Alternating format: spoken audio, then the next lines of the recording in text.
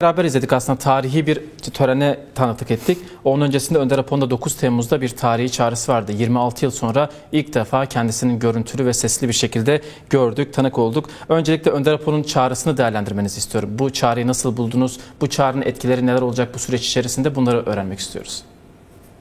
Ya kuşkusuz yani her iki görüntü de aslında toplumun yıllardır hani özlemle, hasretle ve verilen bedellerle beklenen görüntülerdi ve birbirini de tamamlayan görüntüler, mesajlar ve çağrılardı. Hem duruş hem çağrının içeriğine bakılırsa da gerçekten de hani yani tarihte az rastlanan bir şeydi.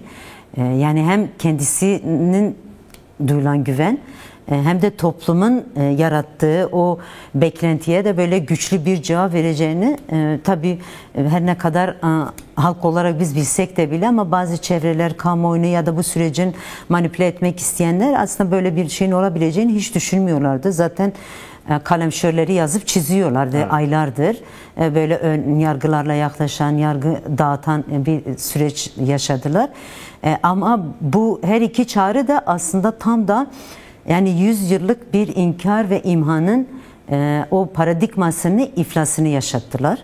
Bu birincisi. İkincisi de uluslararası komplo ve komplocuların hala devam ettikleri siyasetini de boşa çıkartıldı. Yani özellikle de hem önderliğin çağrısı hem arkadaşların verdiği cevap hem de yaşanan tartışmalar, kongrenin toplanması ve bu kadar hızlı, neredeyse hani ışık hızı denilir ya, böyle bir şey gerçekten de yani özel yıllarca uğraşsam ancak bu kadar yapılabilirdi ama 2-3 ay içerisinde böyle hem güçlü ve birbirini tamamlayan adımlar atıldı. Şimdi önderliğin çağrısı aslında yani bir dönemi kapatıp yeni bir dönemin başlangıcı olarak bakmak gerekiyor. Böyle bir manifesto zaten önderlik de öyle belirtiyor. Yani bir süreç miadını doldurdu. Çıkış koşulları, PKK'nın şekillendiği dönemler, dünya dengeleri ya da işte 80 önceki siyasetin ve dış güçlerin yaklaşımları, uluslararasındaki halkların sorunlarına yaklaşımıdır, sosyalizmin çözülüşü ve benzeri, bunları böyle hepsini en ince ayrıntısıyla çözümleyen ve yanlışıyla doğrularını da ortaya koyup eleştire de öz eleştiri çerçevesinde hem bir manifestoyu ele almış hem de çağrının içeriği de bu düzeydeydi. Bu konuda da mesele aslında yılların bir deneyimi var, bir tecrübesi var. Çünkü PKK'yı kuran, PKK'yı şekillendiren, PKK'yı bugüne kadar getiren ve hangi ideoloji, hangi araçlarla, hangi yöntemlerle bugüne kadar geldiğini en iyi bilen önderliğin kendisiydi ve örgütü nasıl bir değişim dönüşümün de gerçekleştireceğini de en iyi bilen oydu. Belki 26 yıldır biz 27. yıla girecek. Belki pratik olarak, fiziki olarak herhangi bir temas olmasa da bile ama süreci en iyi tahlilini yapan, hareketin geldiği düzeyi en iyi bir biçimde değerlendirilen ve devletin de bu konuda nasıl bir yaklaşım içerisinde olduğunu ortaya koyarak hem öngörüsünü hem de yaşayacaklar ve yaşanması gerekenleri çok net olarak da ifadeye koymuştu. Aslında şöyle de bakabiliriz o halde. 93 yılından beri aslında Önder Apo benzer açıklamalar yapıyor. Yani çizgisinden aslında geri adım atmadı. Aynı çizgi üzerinde doğru bir şekilde ilerledi. Hep bir muhatap arayışındaydı. Yani bu 27 yıllık süre içerisinde, öncesinde 93 yılından beri bir muhatap arıyordu. Bunu da kendisi de ifade ediyor aslında. Bu muhatap aslında bir nebze olsa da önderliğin çizgisine doğru yaklaşmış oldu da diyebilir miyiz? Yani bu açıdan bakabilir miyiz? Kuşkusuz, yani tartışmasız o konuda geldi. Zaten 93 aslında hani önderlikle basına yansıyan mesajları ya da demeçleri ya da çağrılarında insan onu görüyor zaten. O dönemde hem koşullar el vermedi hem de savaş yürüten derin devletçiler, koalisyon süreçleri vardı. Hem Bingöl meselesini bahane ettiler. O süreçte de tabii ki başkan onları da ortaya koyuyor. İçteki tasfiyecilikte, dıştaki provokasyonlar ve tasfiyeyle yaklaşmayla birlikte o sürecin başarıya götürülemedi. Bir de o süreçte güçlü bir irade yoktu. Devlet yoktu aslında. Evet. Belki öyle bakmak gerekir çünkü o zaman gerçekten de Cumhurbaşkanı Turgut Özal'dı ve süreci götürmek istedi. Bu süreci, bu sorunu çözmek istedi ama yalnızdı. Evet. Yalnız olduğu için de yaşamadı ve yaşatılmadı yani.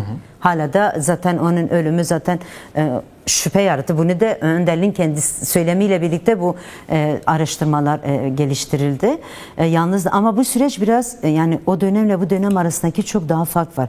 Yani hem devletin bir çağrısı vardı. Yani MHP'yi biz sadece MHP olarak ele almamamız gerekiyor. Ya da Bahçeli'nin çağrısı sadece Bahçeli'nin çağrısı olarak ele almamak gerekiyor. Bir devletin kanadını bu süreci çözmek istediğini, bir dış tehlikelerini görüyorlar. İç sorunları çözmeden kendi içinde çözüleceğini görüyorlar. Türkiye ve Türkiye'de yaşayan halkların eğer sorunlar çözülmese iç savaşın, iç çatışmaların, kaosların yaşayabileceğini bunları gördüler. Bunun örneği Filistin-İsrail meselesi vardı, İran meselesi var, Ukrayna-Rusya var, Rojava meselesi var. Başvurdaki konum ortada, gelişen DAEŞ ve diğer çete örgütleri, bunlar hepsini görerek de aslında devlet ilk defa biraz daha sağduyulu, daha çözüme katkı sunabilecek bir yaklaşım içerisinde oldu.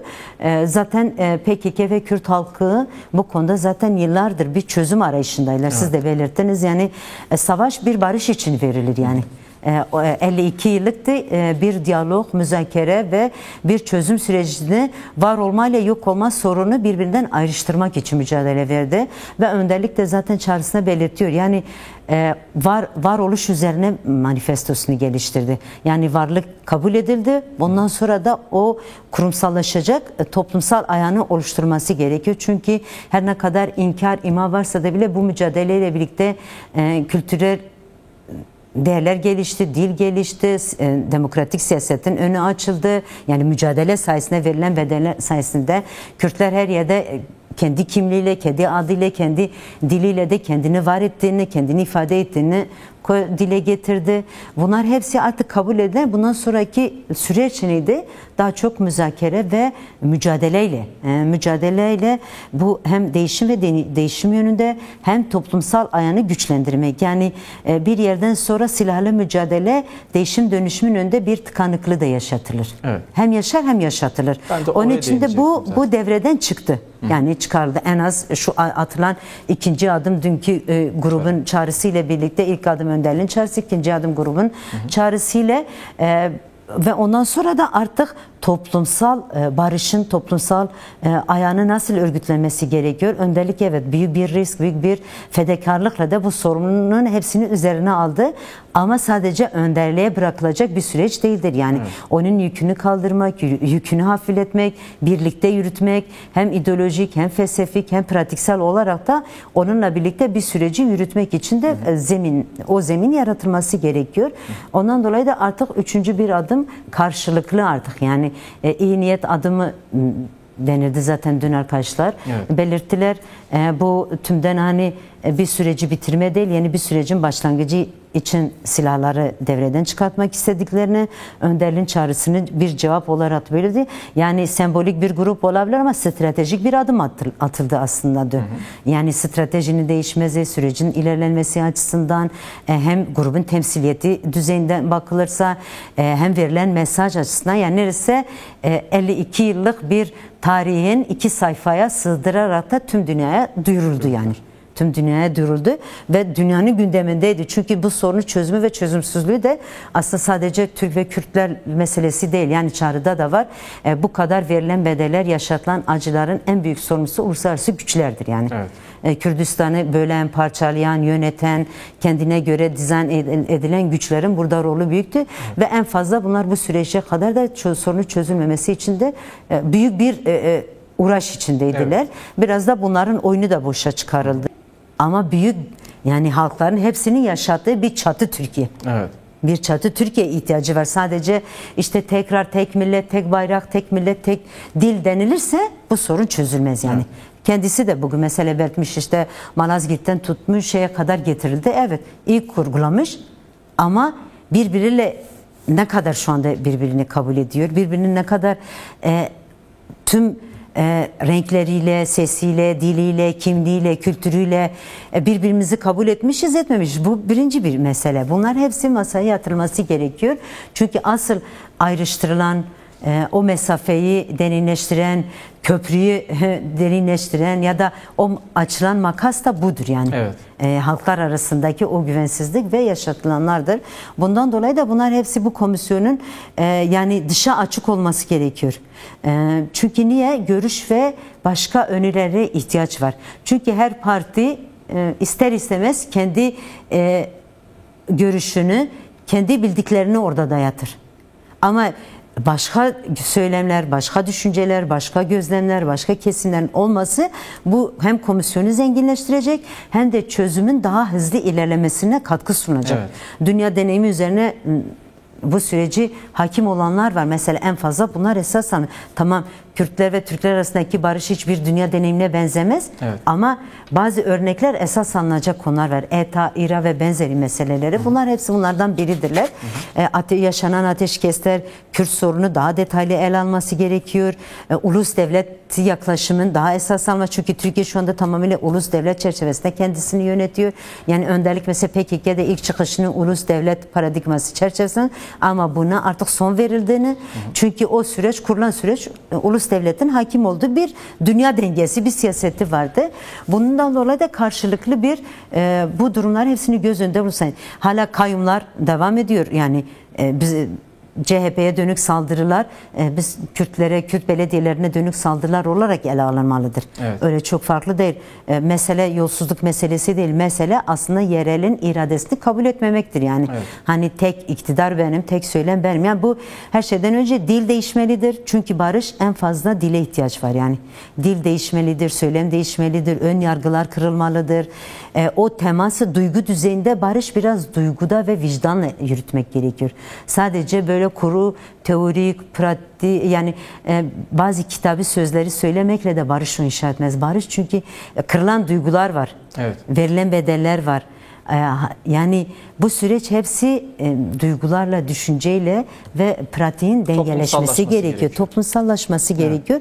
Eğer bu böyle ele alınmazsa daha çok böyle toplum bir yerde kalacak, barış söylemleri bir yerde kalacak.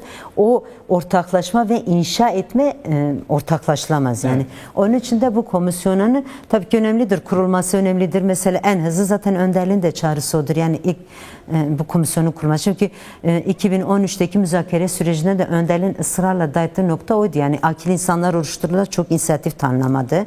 Evet. Üçüncü göz hakim olsun bu sürece onu da kabul edilmedi. Ve süreç nihayede hiçbir yasal ve güvence alınmadan bitirildi. Evet. Süreci yürütenler tutuklandı. Süreci yürütenler hepsi kimisi yurt dışına çıktı. Kimisi başka bir siyaset yasağını getirerek de yürütüldü. Onun için de bu sürecin daha her şeyden önce de dünkü çağrıda da zaten bu var. İlk adım atıldı. İkinci adım yasal ve hukuki düzenlemelerdir. Evet. Bunu yapmak için de o anayasanın 4 maddesini gözden geçirilmesi gerekiyor. Çünkü ilk 4 maddesi var teklik üzerine.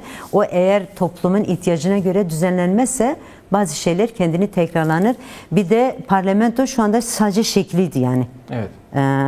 Sayısı kimin sayısı fazlaysa kararları o çıkartıyordu. Evet. Kararlar tümünü Cumhurbaşkanı'nın genelgeleriyle, kararnameleriyle çıkıyordu. Evet. Bu yetkiyi bu parlamentoya devretmelidir ve katkı sunmalıdır.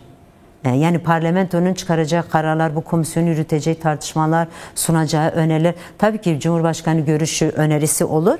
Bu ayrı bir şey ama tamamıyla müdahale etme şeyini ortadan kaldırması gerekiyor. Önderlik kendisi mesela nasıl bu müzakereye açıksa iktidarın kendisi de açık olması gerekiyor.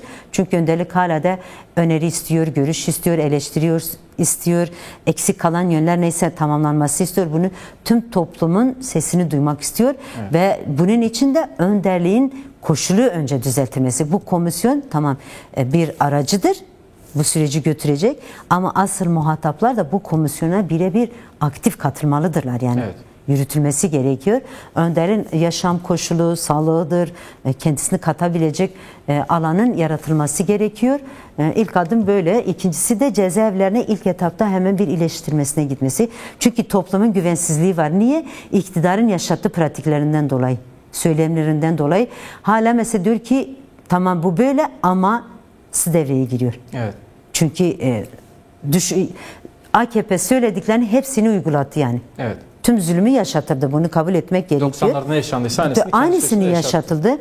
Onun için de topluma belli güven vermek için de bazı adımlar atıyor. Cezaevinin durumudur, yasal düzenlemelerdir. Tutuklamalara son verilmelidir. Tutuklu olan eş başkanlar var, vekiller var, belediye başkanları var, hasta tutuklular var, cezası biten, infazı tamamlayan arkadaşlar var. İlk etapta bunlarla başlayan yaşlı olan arkadaşlar var, anneler var, hasta olanları ilk etapta bunlarla başlanabilir ki toplumla karşılıklı böyle bir güven tazelenmesi gerekiyor. Evet.